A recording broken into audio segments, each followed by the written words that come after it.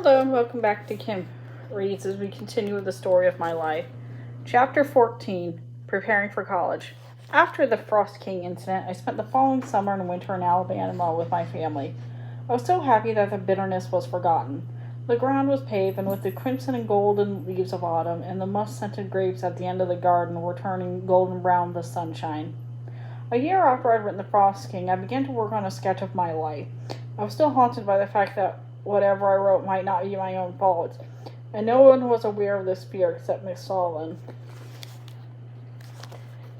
Whenever a new idea flashed in my head, I would break it out softly to my teacher for saying, "I am sure it's not mine." A strange fear gnawed at my heart whenever I finished writing the paragraph. What if this was written by someone long ago? I thought, and I could not write any more on that day. Even though I experienced such movements of self-doubt and uneasiness, Miss Sullivan tried her best to comfort and encourage me, but the terrible experience I encountered had left a long-lasting impression on my mind. It was to restore my self-confidence that Miss Sullivan proposed that I write a sketch of my life for the Youth's Companion. I was just 12 years old, and I began writing in a shy and fearful manner. Yet I wrote purposely, goaded on by my teacher. The main events of my life of the year 1893 were my trip to Washington during the inauguration ceremony of President Cleveland, trips to Niagara, and the World's Fair. Such visits ensured that my studies were interrupted constantly and put on the back burner for many weeks, so penning down a connected account of them was impossible. We visited Niagara in March 1893, and I cannot describe my emotions when I stood on the overhanging the American Falls. I could feel the earth shake and the air vibrate. People found it strange I was affected by the wondrous beauty of the Niagara.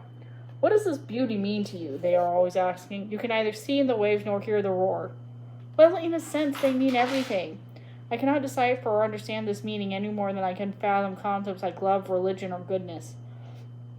Miss Sullivan and I visited the World's Fair, accompanied by Alexander Graham Bell, in the summer of 1893. It was delightful for me to experience 1,000 childhood fantasies transformed to realities. I made a trip around the world in my imagination every day, experiencing marvels of invention, industry, and skill, as all the activities of human life were right under my fingertips. The Midway Plaisance appeared like Arabian Night, and I loved visiting there. I found the India of my boats and its strange bazaar with its Shiva and elephant god. I found a model of Cairo focusing on pyramids, mosques, and camel processions. The lagoons of Venice featured the city and mountains. I pretended to board a Viking ship and played at being a seaman. A model of the Santa Maria was there a little distance away from the model of the Viking ship. The captain showed me Columbus' cabin and his desk with the hourglass in it. The small instrument was impressive, as though I know the heroic navigator must have felt watching the sand drop by grains, even as his enemies were plotting to kill him. Mr. Higginbottom, president of the World's Fair, kindly permitted me to touch the exhibits, and I attacked Peru with the eagerness of Pizarro. I soaked in the glories of the fair with my fingers, and everything was fascinating, especially the French bronzes. They were so lifelike that it seemed like the artist had captured angel visions to bind them in earthly forms. I learned about the process of mining diamonds at the Cape of Good Hope exhibit. I felt like the moving machinery whenever possible to get a clear idea as to how the stones were weighed and cut and polished. Dr. Bell accompanied us everywhere and explained the objects of interest in greater detail to me. We examined the telephones, autophones, phonographs, and other inventions in the electrical buildings, and he explained to me how a message was sent on the wires with great speed and how it was possible to draw fire from the skies just like Prometheus. The relics of ancient Mexico were very interesting in the anthropologic department, and so were the Egyptian mummies, which I resisted from touching. From the relics, I learned more about the progress of man than any book or sermon has taught me.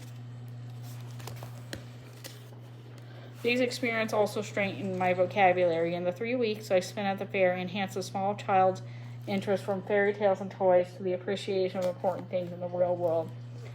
Prior to October 1893, I'd studied several subjects in isolations like the histories of Greece, Rome, and the United States. I also had a French grammar and raised prep, and armed with the knowledge of a little French, amused myself in playing with French words to compose some work. Also tried to master the French pronunciation on my own on a rainy day, and thanks to works like La Fontaine's Fables, La Médecine Malgré and passages from Athalie, I gathered a fair knowledge of French. I also devoted enough time to improve my speech, reading aloud to Miss Sullivan and reciting the words of my favorite poet which I had memorized. She helped me correcting my pronunciation and to phrase and inflect better. But only after the visit to the World's Fair did I have lessons in special subjects at fixed hours. At that time, Miss Sullivan and I were visiting the family of Mr. William Wade in Holton, Pennsylvania. Mr. Irons, our neighbor, was a good Latin scholar, and it was arranged for me to study under him. He was an experienced man with a kind nature. Mainly, he taught me Latin grammar, but often helped me in arithmetic, which I hated as it was problematic. He also read with me In Memoriam by Tennyson. I had read several books before, but never from a critical point of view. From the time, I learned how to know an author and to recognize his distinct style of writing. Initially, I was reluctant to study Latin grammar. It was an absurd waste of time by analyzing each word when its meaning was clear in the first place. As we delved deeper to the subject, it became more interesting, and the beauty of the language captivated me.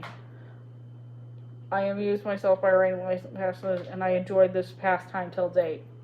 There is nothing more beautiful than the images and sentiments that are present by what language one has been introduced as shape the mind with beautiful thoughts. Miss Sullivan sat beside me during my lessons, spelling into my hand whatever Mr. Irons said, as well as looking up new words for me. When I went home to Alabama, I just started reading Caesar's Gallic War. And that's the end of that chapter. See you later.